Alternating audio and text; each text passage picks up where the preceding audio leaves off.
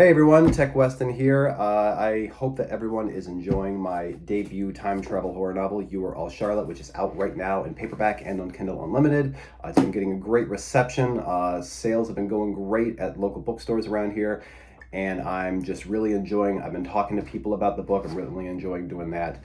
But I have been hard at work on the sequel, which is going to be coming out next year. And I'd like to talk a little bit about the sequel today, which is called Retro Vibes. There's the cover right there. It is the sequel to You Are All Charlotte. I wanted to talk about it because last week I did a book club meeting with a few very pleasant women who had read the book and had a lot of questions for me and a lot of thoughts and insights. And it was just a blast. I had so much fun doing it. But one thing that I did while I was there was I actually read the first chapter of Retro Vibes. The first time I've ever read to anybody. Nobody's ever read any of this book, except for a very, very few people on a critique website. But that was the first draft, and the version that I read at the book club was the second draft, so it's brand new. Nobody's read it yet. But I thought, since it got a good reception, that I'd like to make a YouTube video and actually read the first chapter of Retro Vibes here. So that's what I'm going to be doing today. I'm going to read the first chapter of Retro Vibes, and I think maybe in a couple weeks I'll do the second chapter. And the reason for that is that the first chapter sets up the premise of the character. So we find out who the character is and what she can do and what the entire series of books is going to be about, because there's going to be more after this one. But the second chapter sets up the plot of what Retro Vibes is going to be. So it's specifically this book, what the plot is of this book is set up in the second chapter. The first book is just the premise of the whole thing. So I'm going to read the first chapter today, and then maybe in a couple weeks I'll do the second one. This is, like I said, the second draft of Retro Vibes. So keep that in mind, because it has not been through any beta readers yet. It's not been through any critiques. It has not gone through any revisions or edits, so it's not as polished as it's going to be when it comes out next year. But I thought, just to get the hype going, I'll, read this first chapter and see what everybody thinks. If you have any questions about the book that you'd like me to answer in a future video, leave it in the comments down below and I will do so. All right, let's start. This is Retro Vibes, Chapter 1, and here we go. The first ghost arrived just before sunset. Aspen Holloway pulled her aging Civic into the alley behind Retro Vibes' thrift store. Snowfall the night before had covered the asphalt in a thin, powdery blanket, disturbed by a single set of tire tracks leading to the only car in the narrow lot, a rusted green Kia beside the dumpster. Lucia's car. Snow never lasted long in Knoxville, even in January, with any overnight accumulation usually melting by afternoon.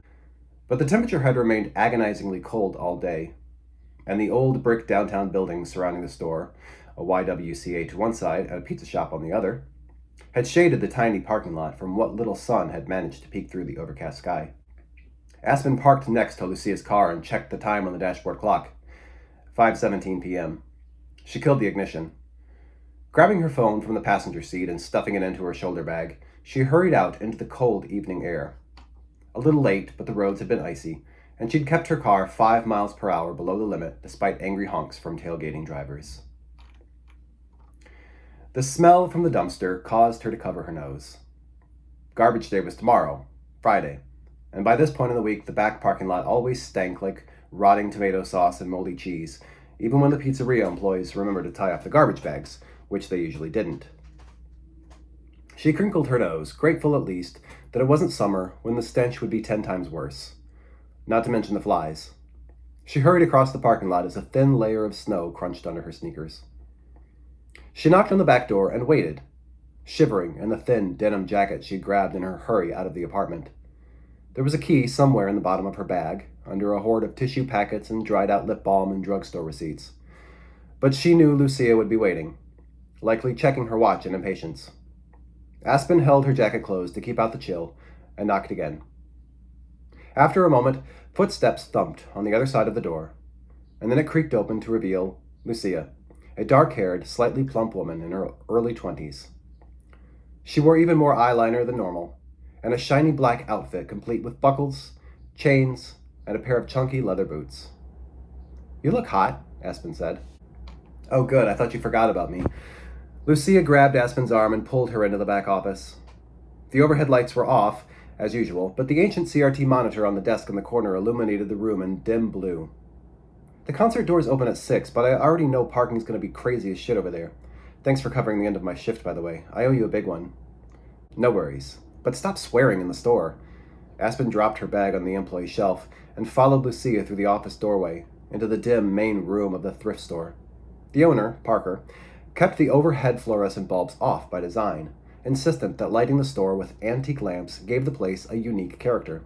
Aspen figured it was so customers couldn't see the stains on well-worn clothing that repeated washing couldn't get out. The front window faced northwest, and the orange afternoon sun shone through the dirty glass, half obscured by an office building a block away. Dust floated in the sunbeam, suspended above the shirt racks. Aspen shielded her eyes as she made her way to the counter. She maneuvered around a rack of old t-shirts with band names like Green Day and Franz Ferdinand across the front. I thought Ruby was picking you up. Aspen leaned against the counter, facing away from the sun. I didn't see her car in the lot. Not here yet. Lucia glanced at her phone, and not responding to my texts either, like usual. I'd almost think she forgot about me too, except there's no way Ruby's missing the Whisper Hearts. She's been a fan since, like, high school. I only just got into her stuff a year ago. I remember. Ruby had spun both their albums, and an early EP, so many times on the store record player that Aspen had gotten sick of hearing them.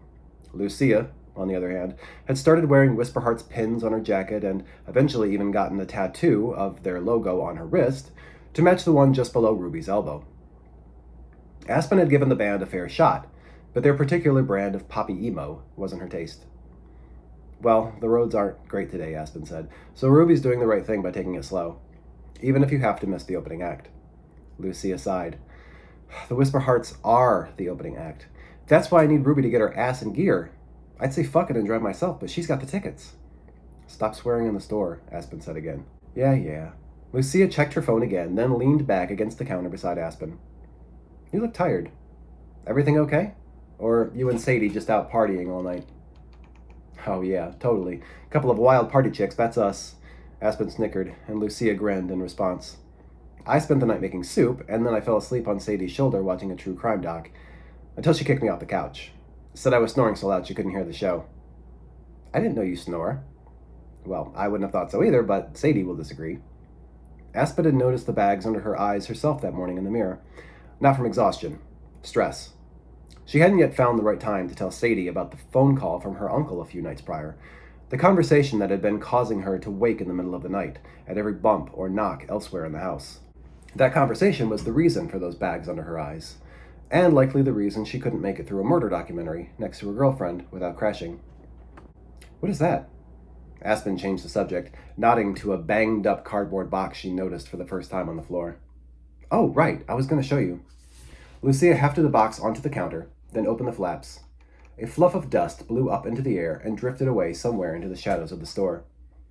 Aspen peered into the box to find it stuffed to the brim with wrinkled dresses and shirts, 2 or 3 thin leather belts, and a well-worn pair of flat-heel shoes. Someone brought this in earlier, Lucia continued. I told him I'd go through it and see if there was anything we could take, but he was so fucking impatient. And kind of creepy. He was wearing sunglasses, but you know how sometimes you can still tell a guy's staring at your boobs, even if you can't see his eyes? Anyway, I offered him $50 in store credit just to get him out of here, but he huffed at that, so I gave him $30 in cash. I hope Parker don't get mad I didn't look through this shit first. Not even sure there's anything worth $30 in there. Let me see. Aspen picked a dress from the top of the stack and held it up in the dim light from the lamp on the counter. It was actually kind of pretty, despite the condition. Frilly, with spaghetti straps and a short hem. Aspen guessed it was something from the owner's youth in the 90s or 2000s. What kind of soup? Lucia asked. Aspen frowned at the dress, wondering what soup had to do with it. Lucia raised an eyebrow, heavy with liner. You said you made soup last night. I'm asking what kind. Oh. Hungry? Aspen set the dress on the counter and picked up the next item, a lacy pink nightshirt with light stains on the collar. Newer than the dress, maybe, but threadbare. A favorite, apparently, and not something they'd be able to sell. Starving. Ruby and I were going to get something on the way, but now I don't think we'll have time. Well, it was broccoli. Actually, we have a bunch left over if you want some tomorrow. No, that stuff gives me gas, Lucia said. So, anything sellable in there? I kind of had my eye on the belts. Mostly junk, Aspen said. I wouldn't.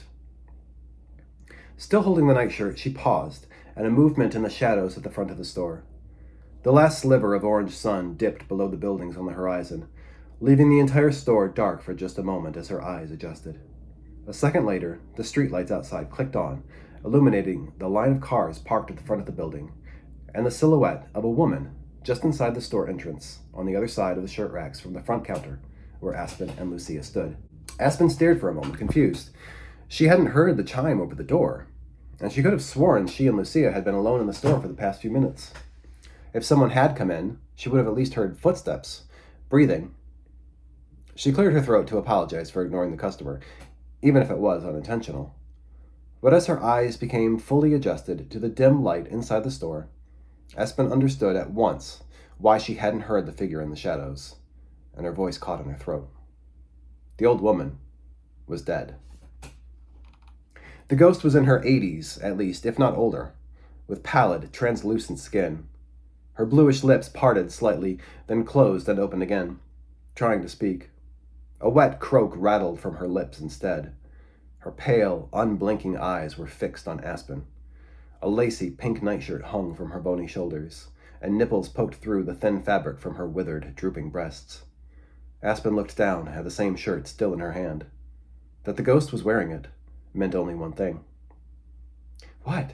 Lucia asked, oblivious. Maybe some people could sense ghosts now and then, a chill when they entered a room, or the glimmer of a voice from the shadows at night. But no one Aspen knew could see them like she could. "You wouldn't what? Aspen, what's wrong?" Aspen shoved the nightshirt back in the box and took a step back from the counter. "Someone died in these clothes, Lucia," she whispered. Most clothing was like any other possession a person might own. A car or a favorite mug or a comfy chair. Special to them in life, maybe, but once they passed on, Aspen figured things like that became the least of their concern. Some objects, though, were different, especially meaningful possessions. A cherished toy, a favorite book, read and reread until it was falling apart, a deceased spouse's wedding ring. More often, it was something a person had with them when they died. The last moment of someone's life was forever linked to a specific place at a specific time of day, a specific thing that they were wearing or holding or using. A physical object could become bound to a person's spirit forever. And occasionally, quite rarely of course, but still, that object wound up in Retro Vibes thrift store. So there we have the first chapter of Retro Vibes. Again, this is coming out next year. I'll show you the cover again. There's the cover. And this book, Retro Vibes, it is a sequel to the book that is out right now, which is URL Charlotte. However, it takes place 20 years after the end of URL Charlotte. We do get to see some of the characters that survived this book show up again in Retro Vibes. But Aspen, the main character of Retro Vibes, is a brand new character. Again, it takes place 20 years later. Aspen, much like the main character of this book, Magda, can see ghosts. However, you may notice a little bit of a difference between Magda and Aspen. Magda can see ghosts just whenever she's around them. Aspen, though, her ability to see ghosts is tied to touch. So if she touches something, as I explained there at the end of the first chapter, if she touches something that belonged to a person when they were alive, something that was very meaningful to them, or something that they had near them when they died, or if she's in a physical place that somebody was when they died, then she is able to see their ghosts. So her ability to see ghosts is tied to touch, so it's a little bit different from Magda's. And like I said in the last video, Aspen is a brand new character. However, she has a connection to a character from the first book, and I don't want to say yet who it is, because I think that's something really fun to sort of discover throughout the course of reading the book, to discover what her connection is to the characters from the previous book and who exactly she is related to. So that's Retro Vibes Chapter 1. Like I said, I'm going to come back in a couple weeks and I'm going to do the second chapter, because that one actually sets up the mystery that is going to drive the plot of Retro Vibes. This one is just setting up who the character is and what she does. Retro Vibes, again, coming out next year. Currently, at this point, which is May 1st, 2026, as I'm recording this, Currently, Retro Vibes does not have a publisher. So if you are an indie publisher, if you work for an indie publisher, if you are an agent and you would like to get in touch with me about Retro Vibes, you can always email me at techweston@gmail.com.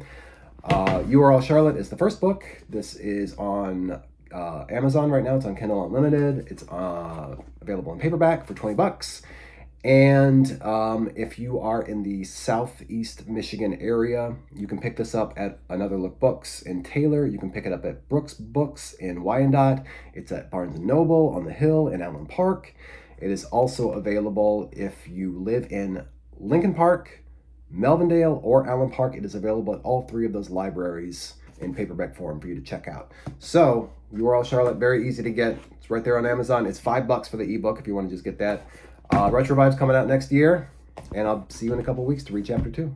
Thanks.